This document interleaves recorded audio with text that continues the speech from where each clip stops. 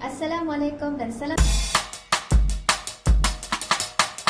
sejahtera kepada semua penonton. Selamat datang ke podcast. Apa khabar kita hari tu? Alright. Okay. Pada episod kali itu, Merang akan membicarakan satu topik yang sangat dekat dengan kehidupan mahasiswa, iaitu ketakutan, cabaran dan perjalanan menuju kejayaan. Bersama kita hari itu adalah seorang alumni UNIMAS yang telah melanjutkan belajar di Scotland dan sekarang memegang jawatan yang penting dalam industri multimedia Sarawak. Terima kasih sebab sudi meluangkan masa bersama Merang hari itu. Jadi untuk soalan pertama, boleh kita ceritakan sikit perjalanan kita dari UNIMAS sampai dapat sambung belajar di universiti di Scotland? So thank you sebab sudi jemput kami to be this part of podcast. So as you know, my name is Siti Zuraida, but you guys can call me Aida, just whichever you prefer. So kami adalah UNIMAS alumni, and I was in Faculty of Cognitive Science and Human Development. I took Human Resource Development from 2014 until 2018. So in between that year, kami ada join UNIMAS exchange programs, exchange student program from 2017 to end of 2016 to 2017, early 2017.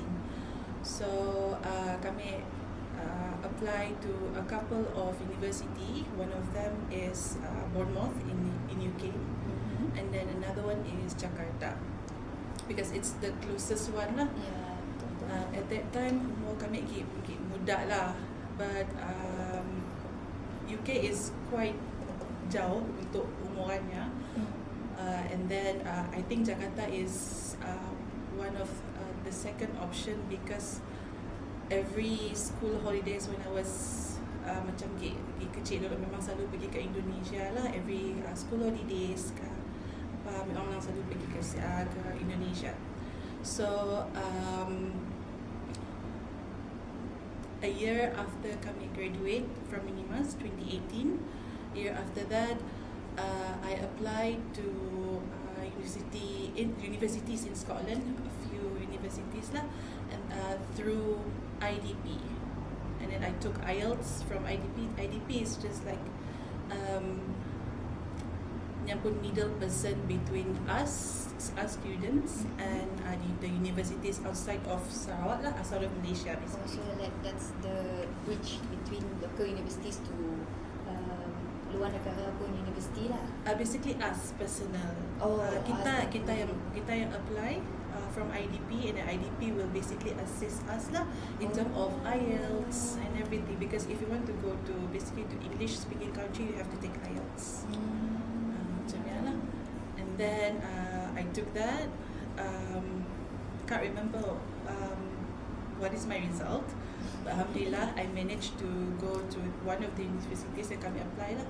Unfortunately, the university that I really want to go si dapat, because of certain extra charges that I have to apply. Can you share what's the one kita target, university kita target? One of them, University of Glasgow, University of Stirling, and University of Dundee. So obviously Glasgow saya dapat lah, because a bit pricey. And then I got Stirling and Dundee, but Dundee offered me sponsorship because kami pun CGPA is quite high, so they gave me like £5,000 sponsor lah. So ke ringgit Malaysia banyak ke? So that's part of it lah. And then alhamdulillah I managed to go there, finish my masters actually for a year, and then COVID hits. That's the reason why I have to go back lah. Otherwise, because I already almost got a job over there, but because of COVID, they have to sort of like, they cannot sponsor me my work permit, so they have to cancel the offer. So by then I have to just stay in my flat buat anything. I think it was summer project that I have to finish, and then once that done, kami pun rental dekat Sia dan habis, so basically I have to go back.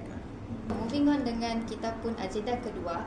So pada pendapat kita, apa benda yang selalu ditakutkan oleh student waktu dia belajar? At first, Coming from you lah. yang paling takut kah? Fail. Fail. The first time Semua takut you're dia. going out, memang akan certain subject where kita orang macam si apa nak macam faham ke apa ke. There will be macam ada ni yang kita orang rasa macam susah nak faham apa yang di lecturer yang pada. So in my opinion, what I do is kami akan personally go have an appointment with the lecturer and then beritahu apa masalah kita sebenarnya and what can perhaps the lecturer can suggest. Okay, this is what you should do. You just follow. From that you can macam it's okay if you masih faham as long as you know okay macam tu caranya. Macam ni lah. Lainnya kan ramai juga apa yang mahasiswa yang akan rasa macam takut keluar daripada comfort zone tidak enak. Jadi kami pun nanya juga lah macam mana kita rasa perasaan kita masa ambil keputusan untuk belajar di Scotland saya. So basically the things yang kami pola in my 20s, now I'm in my 30s, the things I want to do in my 20s I manifest when I was still in high school. I know macam kami tahu apa yang kami mau, so kami will find ways macam ni lah. Find ways, ask support or macam basically ask your parents put opinions kah, is it okay for them, kita ada macam peruntukan kah, if say that what should we do, you just you have to discuss with your family. And alhamdulillah my family fully support my decisions and everything, although it's macam susah lah nak lepas anak perempuan keluar jauh. So waktu kita belajar dulu, ada sih time kita rasa kita takut dengan masa depan kita after kita graduate. Macam tak takut tak ada kerja ke ataupun Yeah, memang ada lah because cari kerja di Kuching is quite a challenge. Yeah, quite a challenge. But as long as ada kerja, ada macam di tengah interview, you just have to do your best. That's all. Just it doesn't have macam going on many interviews and then sit dapat it doesn't mean that you fail. You basically gain experience from that interview. Oh macam tu dua cara adanya macam cari orang. Okay, dengan tu kita akan berehat sebentar dalam 5 minit kita akan datang lagi dengan agenda keempat.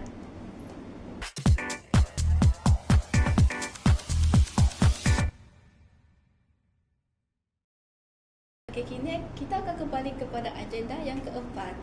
Okay, untuk soalan seterusnya, bagi kita apa langkah pertama yang mahasiswa boleh lakukan bila rasa macam takut atau gagal dalam peperiksaan pelajaran di uni?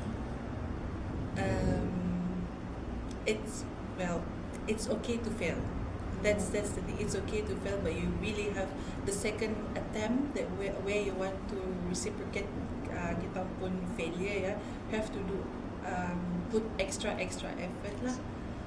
You and then talk to your lecturer macam ni how to macam improve your let's say you fail this certain course, you need to ask your lecturer on how to basically improve ways of studying or what you should focus more, and then in assignment maybe there's an extra assignment yang dapat nolong it depends on the lecturer juga lah.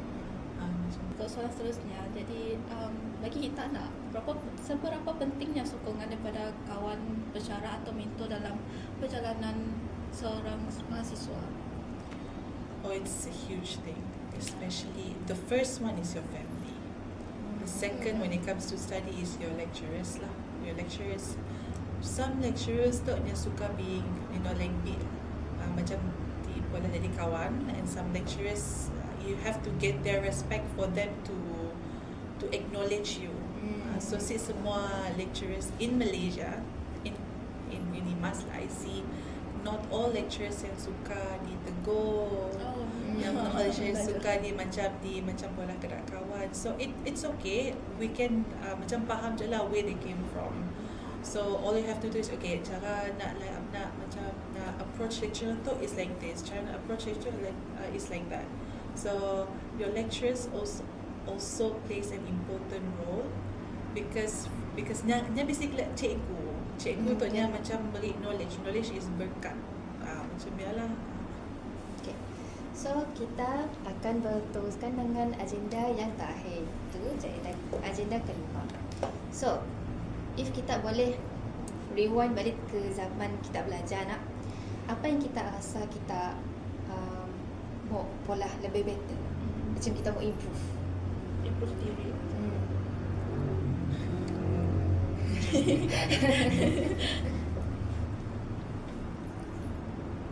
I think okay, dalam waktu belajar mahasiswa lah, time degree lah, degree or master or any, okay. I think if I can choose, I think I would redo my degree life, because at the first few semester kami biasalah kita macam main nak. So because actually the first few subjects in few semesters memang senang nak score.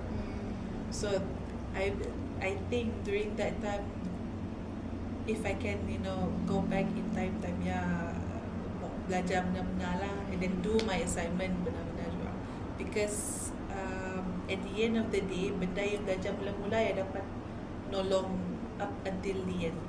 So basic, intermediate and advanced lah. So the best, as long as you can understand the foundation, you can be success at the next step. Basic yang paling penting Betul. sebenarnya. Although people pandang remeh at basic, but actually basic really helps you along the way. Macam basic tu macam tadika untuk kita masuk It's just like ABC. macam ABC untuk kita masuk dalam meja kita tu. And then find like a proper friends. Kawan penting lah, kawan sangat-sangat penting. You don't have to be together every time, but as long as you support each other. Kawan belajar pun penting, kawan main pun penting. Jadi untuk soalan last lah, apa nasihat kita untuk mahasiswa yang selalu rasa diri rasa macam dari kita tu si cukup ataupun si cukup pandai ke, si cukup bagus dalam pelajaran, dalam any kind benda yang berada di uni lah, macam rasa diri kita tu si pandai, sekolah benda tu lah, benda ya lah, Macam masalah FA. rasa nasihat apa nasihat? I think this I thought macam maybe sound selfish lah, but you have to focus on yourself. If it's okay to dive into your weakness for a bit, just to see okay, what should I do, because sometimes people yang pandang remeh dengan your weakness lah. So but actually your weakness really helps you to get their strength. So as I said, dive into your weakness pool ya, and see what you can do. And basically kita tahu kan internet ada semua benda. You can just search and everything, even ChatGPT ke apa ke. From that you can see, oh, this is what I should do. You try, and if you don't think that this is suitable for you, go back, coba lagi. Go back, cari cara, coba lagi. So alhamdulillah kita dah sampai ke penghujung podcast. Apa khabar kita hari tu? Jadi terima kasih kepada tetamu kita atas perkongsian sangat bermakna dan inspiratif. Okay. Semoga segala pengalaman dan cabaran ini, nasihat yang dikongsikan pada kita hari itu memberi semangat kepada para pelajar, para untuk penonton juga untuk terus berusaha mencapai impian masing-masing. Okay, saya selaku host mengucapkan terima kasih kepada semua penonton dengan kita punya guest hari itu. Jumpa lagi kepada episod yang seterusnya. Bye.